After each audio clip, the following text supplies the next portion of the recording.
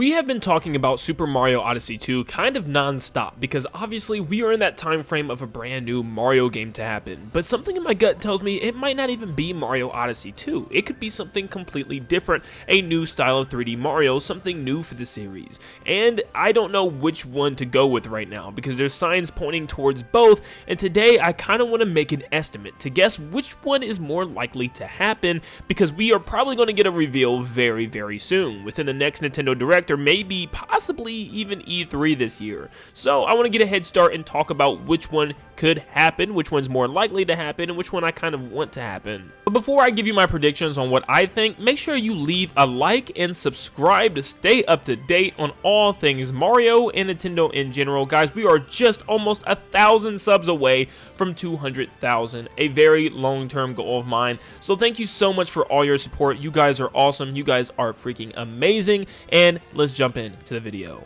So of course, let's start off with the one that a lot of people have been talking about non-stop, which is Super Mario Odyssey 2. This one seemed for a while to be the most obvious thing to happen. There was so much potential with this game left on the table for many captures that we could eventually have with enemies and objects, and also lots of areas within the globe that we can explore, and even past areas that could be brought to life in Super Mario Odyssey, such as Isle Delfino from Super Mario Sunshine. So we thought it was almost a guarantee that we would get more kingdoms, at least in DLC, and more captures as well, along with more moons to find and more missions. But we didn't get anything except for Luigi's Balloon World, which allowed us to hide balloons within the already existing worlds. So we're still missing a lot of Mario Odyssey content, and I feel like it's a concept that they definitely should touch on a lot more because there's so much potential for this game. This October will mark 6 years since the original Super Mario Odyssey, and it will be the longest gap between two sequels on the Nintendo Switch so far. And there are a lot of sequels on the Nintendo Switch so far. I'm just talking about second Switch games on the Switch. For instance, we have Splatoon 3, which is the second Switch Splatoon game so far.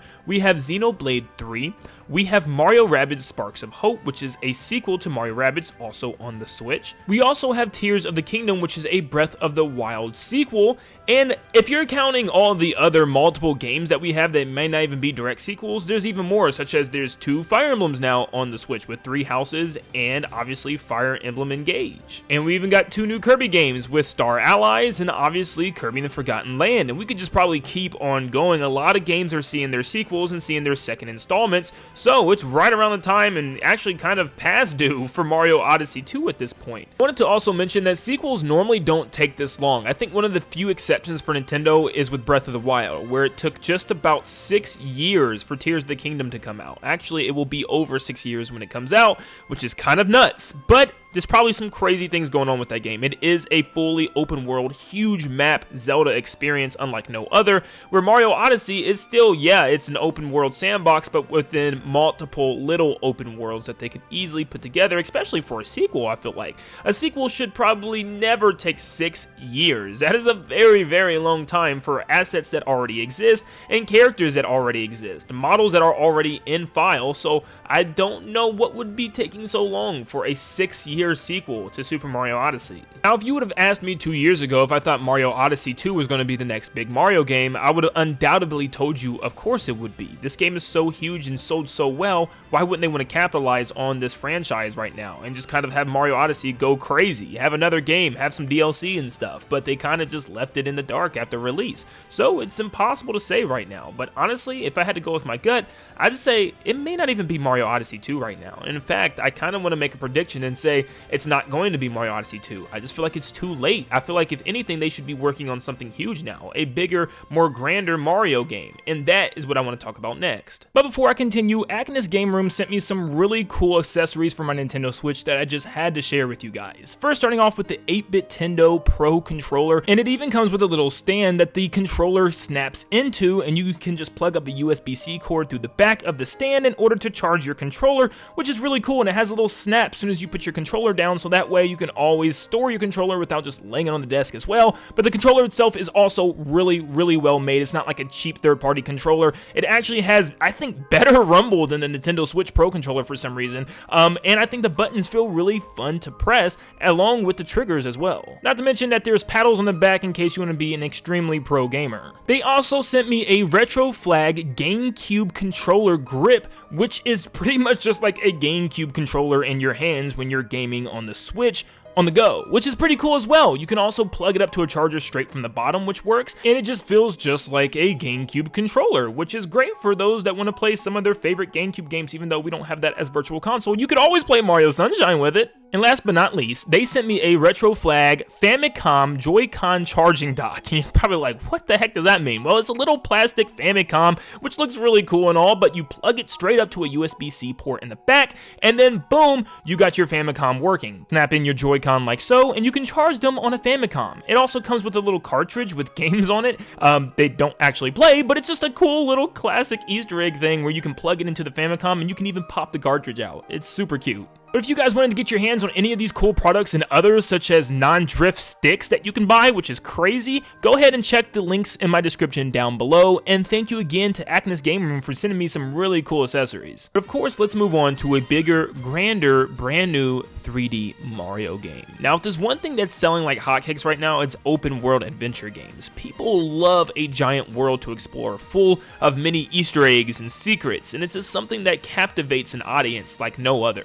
And I think right now Nintendo could capitalize on this aspect with every single IP that they have. There is not a single IP that wouldn't work well in the open world space, and I know people will try to argue it, but it just works so well. It's a fun world to explore, and it gives unlimited amounts of replay value. I mean, just look how long Breath of the Wild lasted. Honestly, even waiting for Tears of the Kingdom didn't seem too terrible because how massive the first game was, and people were finding secrets even 4 to 5 years after the game launched. I'm gonna go out and say that this next Mario game isn't going to be Odyssey. I really do feel like it's going to be a brand new experience because it seems like Nintendo is almost kind of leading up to that, especially with a game like Bowser's Fury, which took what we knew about Mario games and flipped it on its head. We weren't going level by level or even in little tiny open world areas like in Mario Odyssey, 64, and Sunshine, but instead we had one open massive map to explore. Well, it wasn't massive, but it was a kind of decently sized island that we could visit any of those islands in any order after we collected a certain amount of shines, that is. But we didn't have to wait in loading screens to get to a world or to get to a level to explore it fully.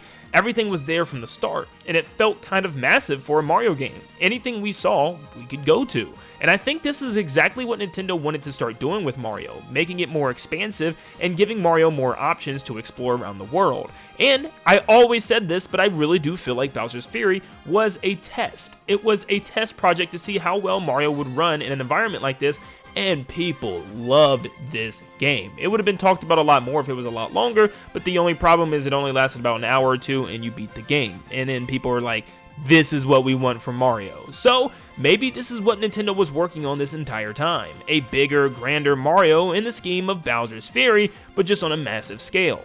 I always talk about how massive and fun to explore the Mushroom Kingdom looks within the Mario Brothers movie coming, and I just love how much detail is packed into this movie trailer and this poster alone, and it makes me say, why can't this be a game? Like, I would love to run around and explore this entire Toad Town and stuff, and I really think Nintendo could be working on something like that. Something where it's just a massive world that we can go and explore. We can go all the way across the country to Bowser's Castle if we want, or we can go all the way to another kingdom by just traveling on foot, or maybe there's different vehicles and stuff for us to go to. It's very much Breath of the Wild-esque, but it will have that Mario charm just like Bowser's Fury, where it's not about just exploring every nook and cranny and cave and completing dungeons or anything like that. You get to go around the world and explore things, yes, of course, and even probably collect items and power-ups for Mario, but at the same time, there'll be little obstacle course challenges and little missions for Mario to do along his way, the same way he does in Bowser's Fury. Now, I think this is still something that people are forgetting about, is there's another style of 3D Mario that Nintendo still confirmed recently was a thing, unless maybe they just want to ditch it altogether and never make another game in this style,